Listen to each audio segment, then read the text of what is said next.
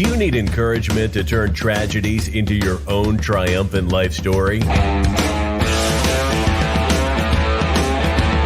If so, this podcast is for you.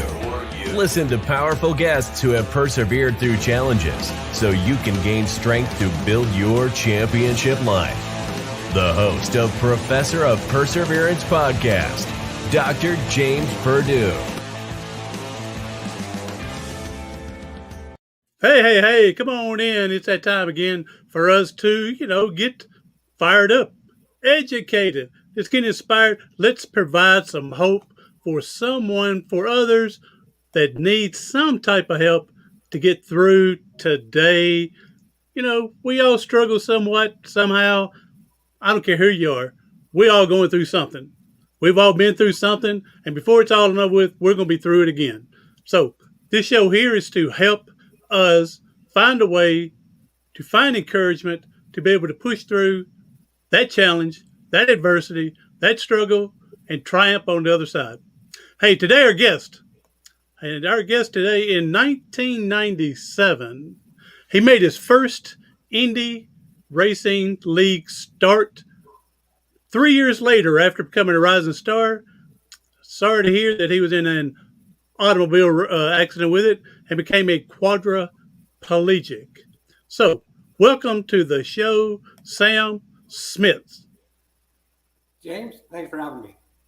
No. Thank you for coming out on your busy schedule. And I know with all you're doing and everything, and with all your racing team and, league ownership partner with, and everything you're doing, and your own foundation on help finding cures and stuff, I appreciate you taking and finding some time for me and all of us. Well, anybody that's a fan of the Incredible Hulk and James Dean is a friend of mine. So there you go. Hey, yeah, there's James Dean in the background. So he's seen a little accident in that car at one time, huh? So yep. All right, Sam. Let's go and hop in. The day were you practicing for a race or whatnot, and you crashed? And take us from there and bring us up a little bit. Yeah, I started racing when I was 5 in motocross, and my dad raced off-road, so we were racing family and did it every weekend. And the goal was always the Indy 500. I grew up in Southern California, and my hero was Rick Mears. He's from Bakersfield, California, raced off-road, got hooked up with Roger Penske, won 4 Indy 500s, and he was my hero. So I wanted to follow that path. Was fortunate to race at Indy 97, 98, 99. My career peaked in 99 when I won the race at Las Vegas Motor Speedway, my adopted hometown. And everything was great. But then testing for the 2000 season in Orlando, I hit the wall, blew apart C3, C4 on a ventilator. Things didn't look good. But I've got a great family, great community in the motorsports community to back me up. And, we persevered and got me into a rehab center in St. Louis, got me off the ventilator, and here we are, 21 years later. There you go, 21 years. Now, not that I'm on bragging rights or anything, but I'm at 38 years with my injury. And so, time seems to go better and faster than what you think when you first get injured. But once you learn life, learn to do the best that you can, it moves pretty quick. Takes a system. I was Mr. Spontaneity before, and that's out the window. With this, you got to have somebody come help get you up, and people help you do most things. But you're right. Time flies, and they gave me 2 to 5 years because of the ventilator and my other injuries and stuff. And, here I am. So, don't take the doctor's prognosis. Exactly. Yeah. You say 2 to 5 for you because of the ventilator. I got hurt when I was 19, and they didn't tell me, but they told my family that if I made it to 40, that's a good life for me, is what they told my family. and they told me that later. So yes, people, if your spinal cord injury or any other type of special needs going on, challenges, don't listen to the doctors all the time. I'm not saying never listen, just don't listen all the time. So, Well, my mantra is if you don't like what you hear, tuck in an opinion, and see if it's fact, and that's what we did.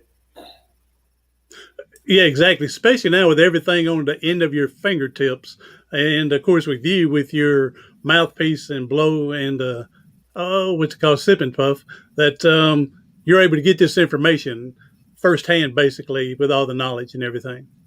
So, Yes, sir.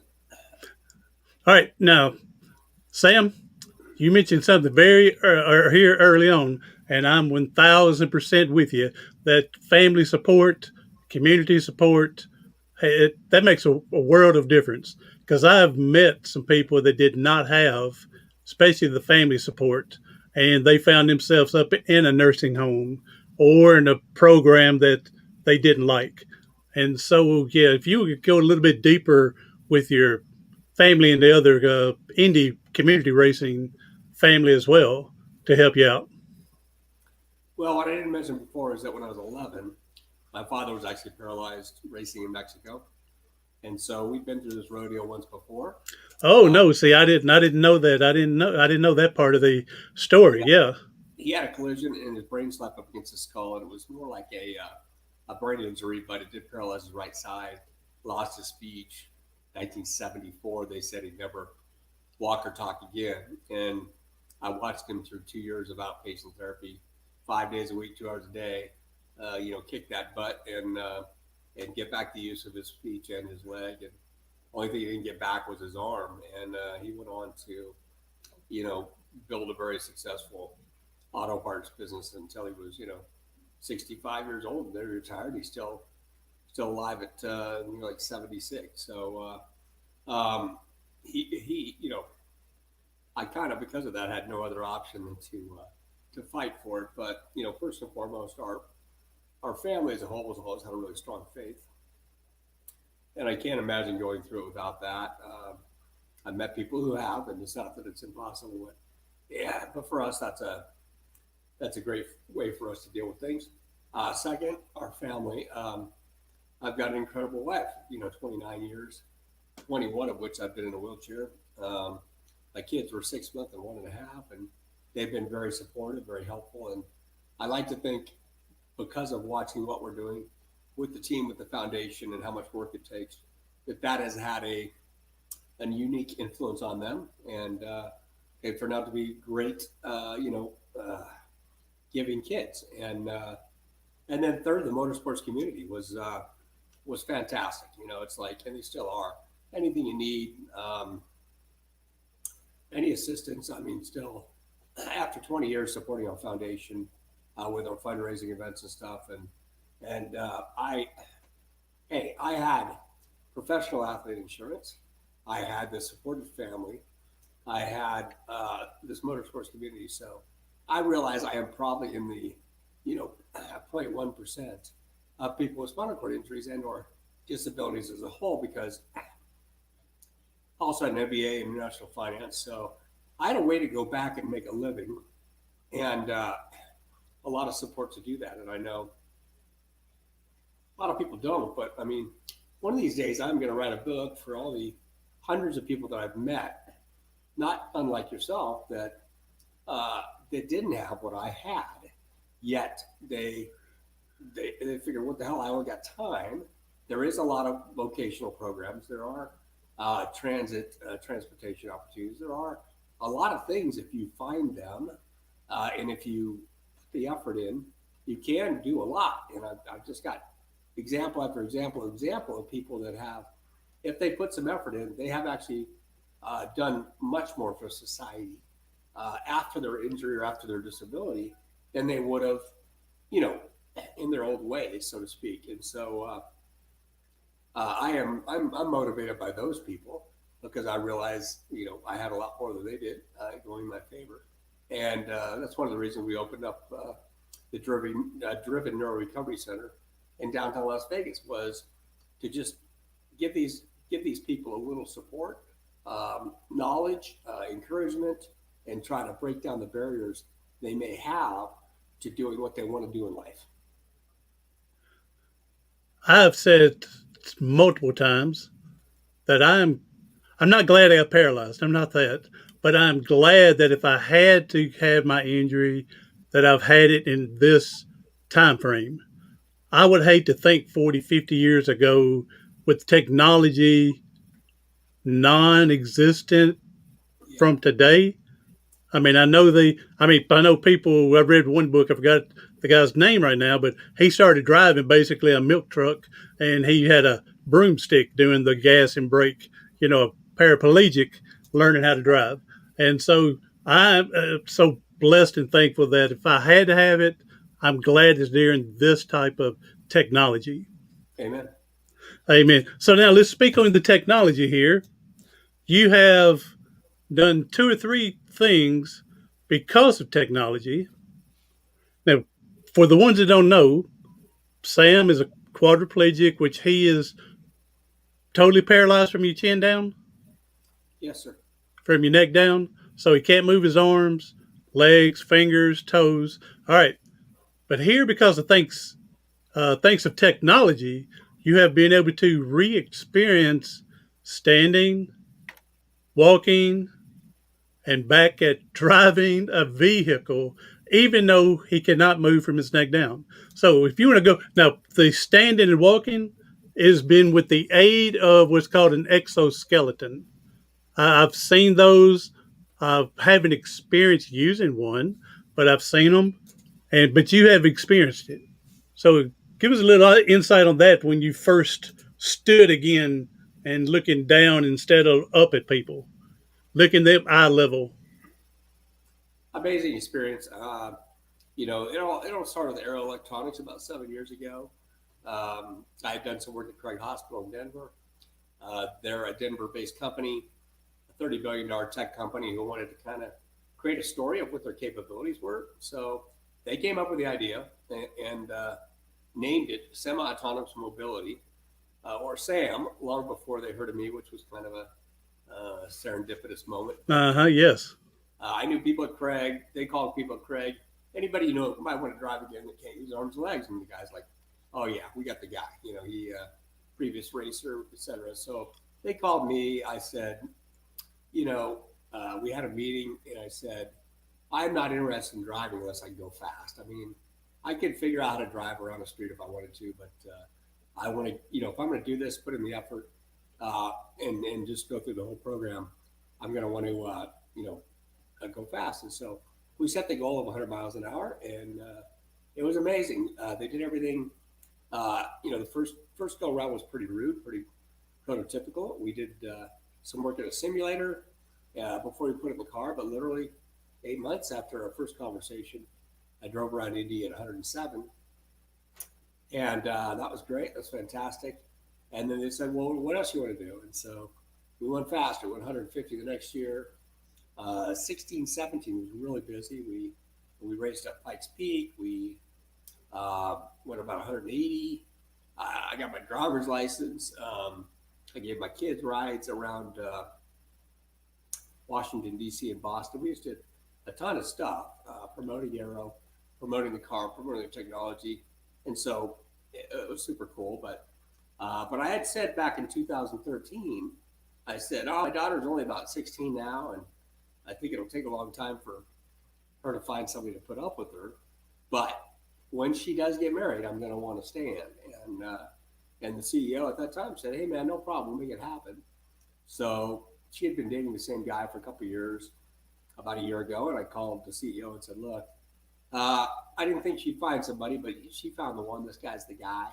We better get on that project, right? So they partnered, and that's the core of their business. They don't create anything new when it comes to technology.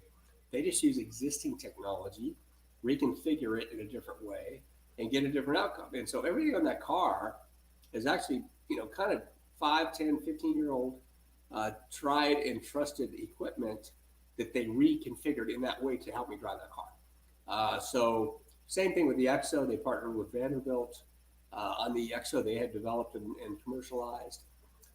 Then they they built a back brace. They worked with the software.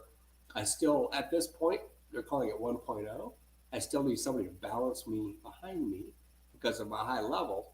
But that is their goal with 2.0 is to make it, so I don't have to get balanced, which would be a pretty big task in the industry. And so that's what they're working on. But I did, April 25th, get to dance the first dance at my daughter's wedding.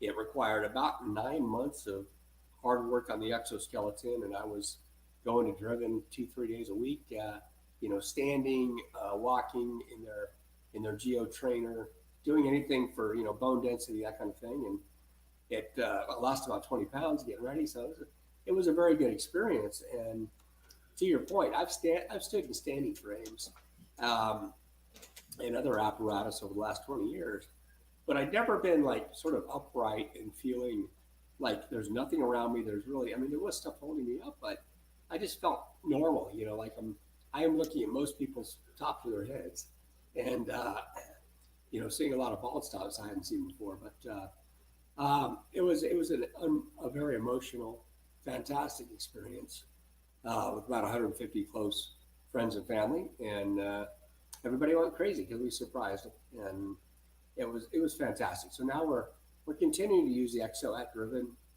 and Arrow's working on what it'll take to get rid of that person behind me. I would think there would be a lot different, exciting standing in a standing frame compared to the exoskeleton. I would think you would feel freer, than because you're in that box in that standing frame, and no matter what's happening, you're in a box. Here, this exoskeleton, there's potential to do something different. Yeah, I'm in the box. I got typically a desk in front of me. I'm doing work. I'm just kind of pressed up like a sandwich, like some kind of machine is holding me up. But it is in the Exo. But I did, I could walk around the block. I did about on average 300-400 steps every week, and that was just And after a while, it really feels like there's nothing around you. You're doing it yourself, even though we're not initiating. But it's like, and you can't feel you can feel a little bit of the strike and stuff, but it is this overwhelming sense of freedom. And then, I underestimated the value of a full body hug, right? I knew I missed it, but when I was standing up and people could literally come up and give me a full body hug, right now they bend over, they give you a hug in your chair, they pat you on the back, and that's, it's okay, but it's not a full body hug, and so it's pretty cool. Yes, I would think so. I met a man named Norm. Hey, Norm, I hate to say this, but old Norm, he passed away a few years ago. But he told me for about 2 years that if he won the lottery, he was going to buy me an exoskeleton. And old Norm passed away before he won the lottery. But Norm, I appreciate your thought and generosity that you would offer to do that to help me out. So I appreciate that, old Norm. So, Sam, we're going to take here about 2.5 minutes, maybe 3. I got this video we're going to show people here that's watching. Anyone that's coming and listening on the replay, just go Google Sam Schmidt's walking, Sam Schmidt's driving, and you can see the video from there. But we're going to take, I'm not going to watch the whole thing, but a couple of minutes here, Sam, for people that are watching, and let them see you driving and standing and from there. Hold on, let me get this one more click away, and I think we're ready. And we'll put it on the screen by itself. All right, here we go. It's a practice day at the Indianapolis Motor Speedway. Arrow McLaren team owner Sam Schmidt is standing trackside. We said standing. Sam Schmidt is a quadriplegic. When you were in that bed 20-some years ago, flat on your back in Florida, did you think this was possible? Not even close. Yeah, we didn't know if I'd make it the first week, let alone the first month. Schmidt was then an Indy car driver. A crash in Orlando left him paralyzed from the shoulders down. everybody thought it was insane that why would I go back to a sport that put me in a wheelchair? I've been racing since I was 5 years old. It's all I ever want to do is compete at this place. And that to me is what's kept me alive for 21 years. We first met Sam 5 years ago, and truth be told, we had our doubts. Could a man in his condition actually drive? Yep. 3 years later, he brought his much improved high-tech car to New York. We rode with him through Manhattan traffic from Harlem to Rockefeller Center. He has since raced up Pikes Peak and competed in an amateur race. What if, wondered the people at Aero Electronics, they could get Sam walking? When they presented you with the idea of let's try to do this, what did you say? Where do I sign up? Where do I go? What do you want me to do? We watched as Sam's team got him set up in an exoskeleton. This is 1.0, clearly. Their goal with it is that I won't need to be balanced and that I will be able to operate it completely myself, which is a mega task. Imagine walking without assistance. Sam does. Do you dream about it? You know, that's the funny thing, Harry. In 21 years, I've never had a dream where I was in a wheelchair. I'm always walking around, you know, with my kids and the race team and everything else. That morning, Sam's racing team saw something they had never seen before. Their boss, not in a wheelchair. What is it like for you to be standing up? I've almost ran out of words to describe the feeling in this entire process. Epic, mega, unbelievable. After 21 years, I didn't remember what the view was like. The view. I haven't gotten a full body hug in 21 years. And we got some of those today. There were. All right, Sam. Let's get those back up on here. How do I do this? All right, there we go. All right, Sam, we're not going to watch the whole video. We'll let other people go figure it out. And again, if you're on the replay, you can go to Sam Schmidt's, again, walking or driving or exoskeleton, something like that. And you'll find dancing with his daughter at the wedding. There you go. Go Google that one and watch that one. I watched that one earlier today as well. So, Sam, after seeing that, I mean, you've experienced everything, and does it still give you little tingling feelings watching and hearing and seeing those again? Oh, yeah. No, it never gets old. Harry Schmidt has done 4 or 5 pieces on us, and so he knew the entire history of our path and our journey and did a great job telling the story. And at the end of that piece, if people find it, I do dance with my daughter, or if you're on TikTok, I'm not. Apparently somebody reposted on TikTok. It's got over 5 million views. So, you know, that's cool. I mean, again, I am doing this stuff because it drives me. It 2.5 hours get out of bed every day. So I got to have reason to get up, and I want to make the most of every day. So I push to do this kind of stuff, whether it's driving, walking, race team, foundation, and that's what motivates me. But in finding out that it's motivated a lot of other people to do things in their lives they didn't think they could do, that is extra motivational and inspirational to me. And I've come to the realization that that's why I'm in this wheelchair. You know, I'm helping a lot more people through the foundation, through the race team, than I ever could have as just an IndyCar driver, which is, an IndyCar driver is a great thing, and I wouldn't wish this on anybody. But at the end of the day, that's what I'm on earth for. Now, I can tell you, I know you say you still live for the Indy, still live for the racing, love the excitement and everything, but I can tell personally by experience, that you love, like you just mentioned, about helping others with encouragement, something to get them through today. You used to do, and I'm not sure if you still continue, what's called Day at the Races. And it was been 2009 or maybe 2010. A friend of mine said that from an organization said you were coming in town with your group for the race in Nashville, Tennessee, and they were having a day at the races and asked, do I want tickets?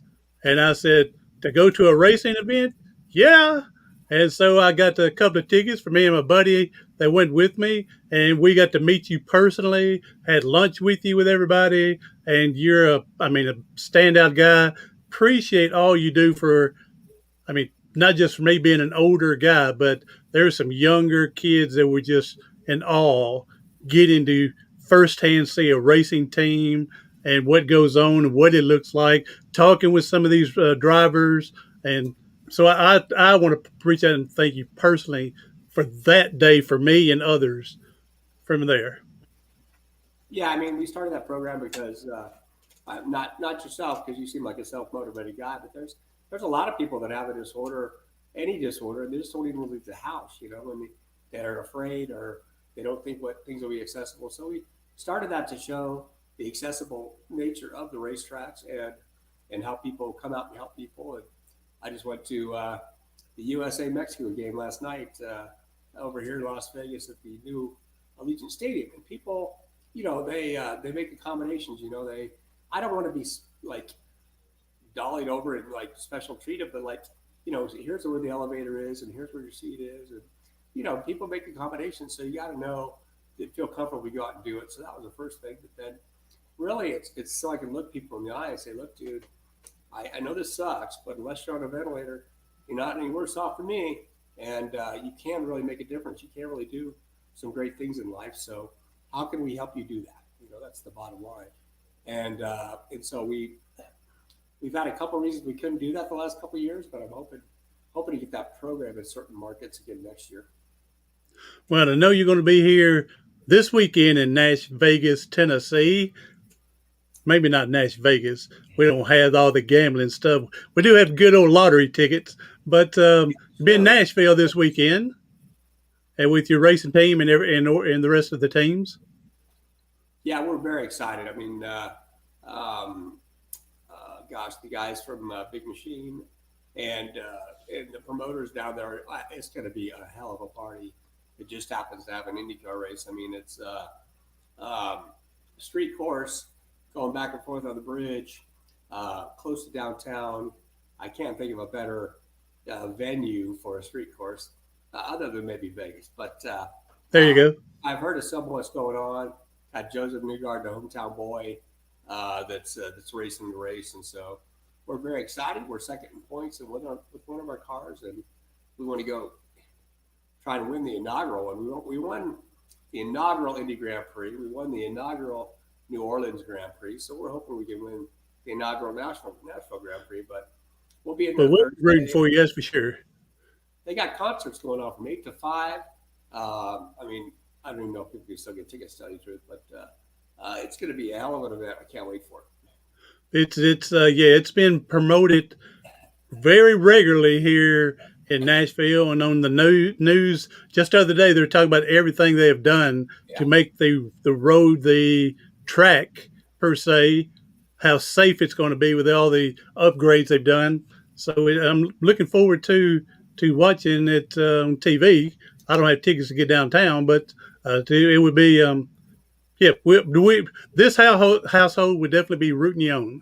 So I hope you can catch up on some points and move ahead. That'd be great. So, all right, Sam, now let me ask this question here. You did mention that I didn't know about your dad, all right, with his injury. And so you said it wasn't your first rodeo. All right, after watching him all them years, and then you having your accident, how were you able to maintain staying positive? I mean, you're going, man, I saw what Dad did. I saw what Dad went through. Now I got to go through it and I can't do this. But he was doing this, but I can't. I mean, it had to be going back and forth in your head, and something. So how were you able to maintain this positivity? Yeah, I would be lying. Anybody would if they don't say they have some dark days, right? And some dark mornings and just disappointment. Like I can't teach my kids how to drive, which is like a rite of passage. Tossing football, those kind of things. I mean, I guess I have taught them how to drive now, but I wouldn't want them driving with my system, so to speak. But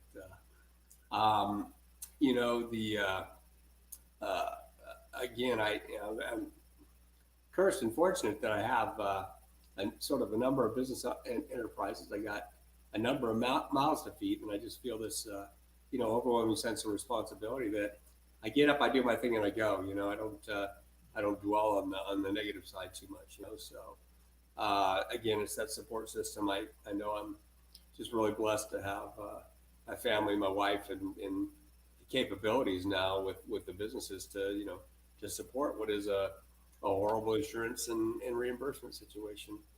For most people, it doesn't even matter if you're a veteran. Who disabled veterans, we should be doing as much or more than anybody because of their sacrifice. And it's just frustrating as hell, the lack of programs in the VA to get people back to work and back into life. But all that to say, I just try and keep as much of a positive outlook. The racing is my goal in life, but I challenge people to, what is your goal? I mean, you want to play ping pong, you want to be a Paralympic, you want to be a Paralympian, you want to do something with computers, you just want to go back to work. Is it mobility? What's standing in your way? And we'll try and connect the dots as if we can help you. Set those little baby steps and achieve little at a time. And when you look back, those little steps are going to be equal to 1,000 steps, something huge. So if you really, really want to accomplish something, I mean, there's very little that can stop you. I really believe that we talk ourselves out of trying things more than our challenge does. I can't do this because, well, what if this? What? Yeah, so I don't know what's going to happen if. So I think we talk ourselves out of self sabotage Every year, more than that, but more than the outside does to us. Every year, I try and do something with my kids around their birthdays or Father's Day or something, like, hey, what do you want to do this year? And most years it's been pretty mild. I mean, we raced a hot air balloon. We've, like I said, we've taken drives in the car. We've done different things. But about 2 years ago, they challenged us and said, hey, we want to drop out. We want to go skydiving. And it was one of those things where I said, oh, yeah, sure, kids. Whenever you want to set that up, no problem. That's right. Thinking it would just kick the can and your mother wouldn't let them do it and all this kind of stuff. And sure enough, exactly just a little over a year ago, around Father's Day, they called me down and said, we got it set up. I had a friend that's done over 5,000 dives here in Vegas, and he set it up for him, and I'm like, oh crap, now I'm stuck, But ironically, as my wife was the first one there, duct taping my arms together and making sure I wasn't going to be yard sale. So, we jumped out of an airplane, and that's on YouTube too, So it's you just got to figure it out, and you can't. It's like I went scuba diving, and I mean, putting me in a wetsuit's like putting toothpaste back in a tube. So you have to kind of do it one inch at a time, not like anybody else just steps in and goes. So it takes more effort. It takes more time to do anything in this situation. But I got time, and I want to do it. So I want to do it bad enough. I just make it happen. Put the head down. To your point about my dad and going through it again, I think part of it is we're so down. We're a competitive family, or else we wouldn't be in motorsports. And I believe that is huge. That I did the same thing. I used to be an athlete and everything, so I use this competition in a new direction now. And if he went through 2 years of outpatient therapy and came out a lot better than he thought he would, well, I'll be damned if I'm going to let him, beat me on that front. That's right. I got to give it everything, for as long as it takes. And I did a lot of PT those first 4 or 5 years. I mean, a lot. And I was frustrated that I didn't get more back than what I did. But I finally did come to the resolution that I can roll into any hospital room and say, man, what's your problem? Because most people are paraplegics. And you hit them right between the eyes and say, you got your arms. I would do anything to have my arms. So it sucks, but get up and do something with your life. You still can be a father. You still can have kids. You can still do everything you want to do in life and more. And then you'll inspire other people by doing it. So, sometimes that works. Sometimes it doesn't. I've had a lot of pissed off moms and dads come outside the hospital room and say, what do you do and tell my kid that? I'm like, somebody's got to tell him from a point of experience. It doesn't matter if he hears it from a walking OT or PT or something like that. It's, somebody's been there, done that's got to tell him. So about 6 months later, I'll get a thank you letter, so it's worth it. And, the ones that it doesn't have an impact on, so be it. But we try. somewhere they've got to get that foundation that there is hope, there is life, and try to live it the best that you can. Because again, when they're freshly injured, you don't know. You don't know what to ask. You don't know what to look for. Yeah. But when you meet other people that's done it, it gives them that inspiration. So, all right, Sam, I want to ask you here.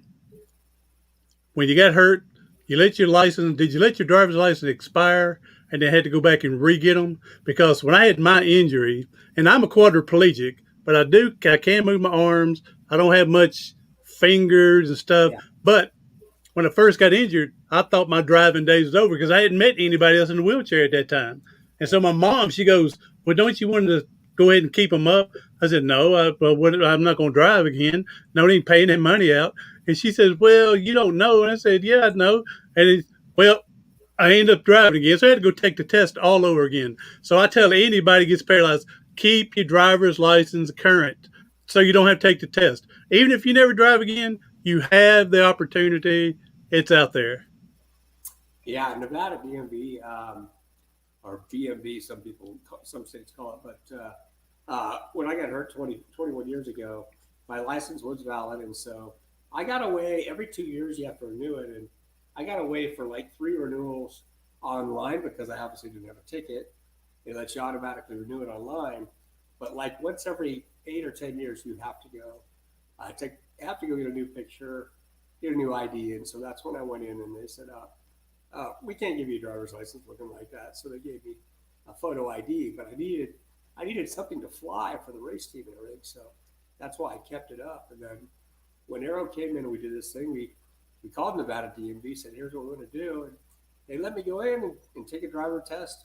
I had to wait in line like everybody else and get somebody with me and drive around town and park it. And we did all that successfully with the Aero car.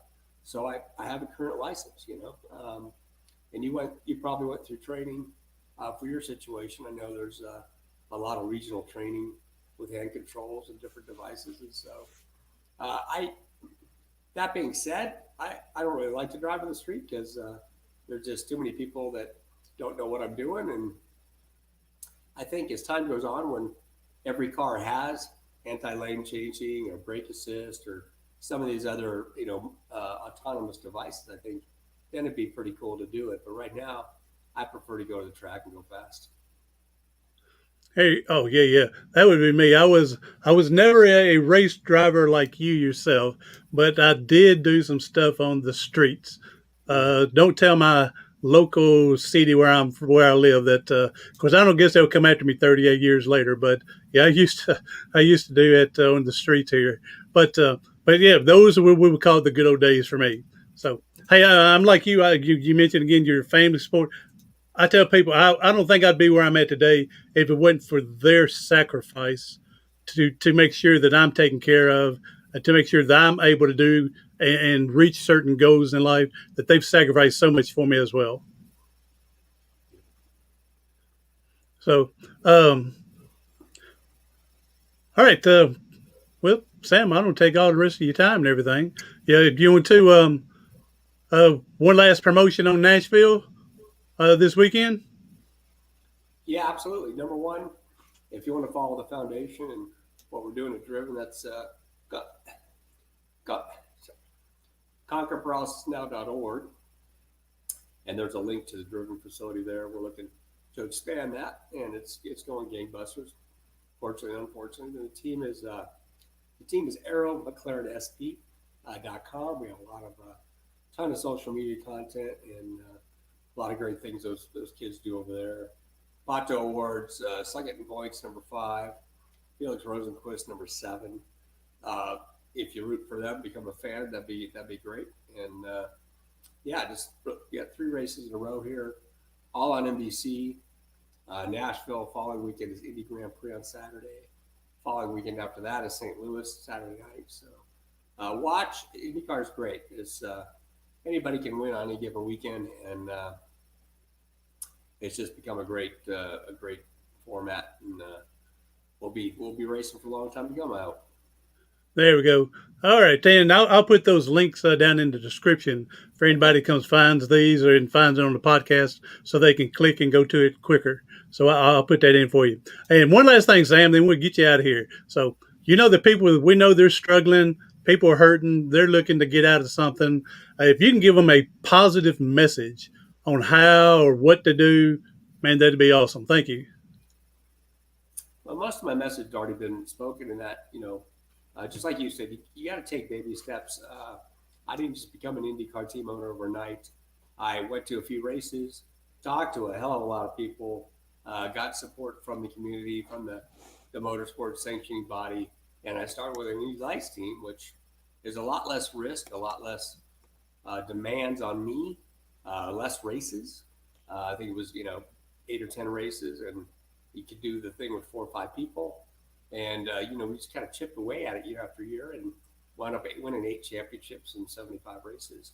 And then we became a team owner in Indy, which, is a hell of a lot more responsibility. You got 60 people now, and, it costs a lot of money to do it. So you got to have the financial backers and partners to do that. So whatever it is, I think you can take the same approach, whether it's online learning or, again, there's a lot of corporations now that have a lot of initiatives to get people back to work with disabilities. And technology in the last 5 years, let's face it, just look at Alexa and Siri and what your phone could do. I know I don't use 10% of what my phone could do. And so there is a lot of tools out there that we didn't have 20, 38 years ago, whatever. And so you just got to want to do it and got to have a little bit of drive and determination, and people will help you. And we're here to help and give advice and send people in the right direction. But online, there's just tons of devices and mechanical or electronic that can help you get through the day and help you get up and help you do something with your life. You just got to want to do it. You gotta dig deep sometimes. And I think 3 of the last 7 days, I have not wanted to get out of bed because I was tired or had some other reason, but I did because I got responsibility and I want to go to the racetrack this weekend. So you just got to force yourself to do it sometimes. And if we can help, let me know. Dig deep into yourself and use some perseverance is what I used to say, or is what I am saying. Yeah. So, hey, I'm going to hold you. We got one question here, and you touched on it earlier. I don't know if Sam made it in, but this is Sam. Sam. This is Sam O'Coon and Sam Schmidt. He wants to know how deep mentally did you have to go to overcome? And you touched on that earlier. And so if you can come back to this question with Sam, and then we'll get out of here. Yeah, I mean, sometimes it's really deep. Sometimes it's not. I mean, again, I had a beautiful wife and young kids, and I wanted to be a good example for them. I also didn't want my wife to be my primary caregiver, so I had to take risk. I had to, take some leaps, take some faith to try and build a business where I could support myself and hire my own caregivers and hire my own assistants, so that my wife could, be the primary person for the kids, and we could do things together. So it is. Sometimes it goes smoothly, and sometimes it doesn't, as we know. So you just gotta break down those barriers one by one and make it happen if you really want to do it. There you go. Thank you, brother. Sam O'Coon, thank you for coming in and listening and watching. Sam Schmidt, thank you for coming in and sharing your valuable time with us and the listeners. For anyone else that's coming in on the replay, be sure to share this out for someone that that may be struggling. Again, they don't have to be a quadriplegic that's permanently from the neck down, or quadriplegic like myself is moved somewhat, but some people need some type of help, some type of encouragement, some motivation, inspiration. Be sure to share that out with them and give them some help. Again, Bo Sam, thank you for coming here. Everyone else, do something today, tomorrow, something next week that's going to help you persevere past your paralysis.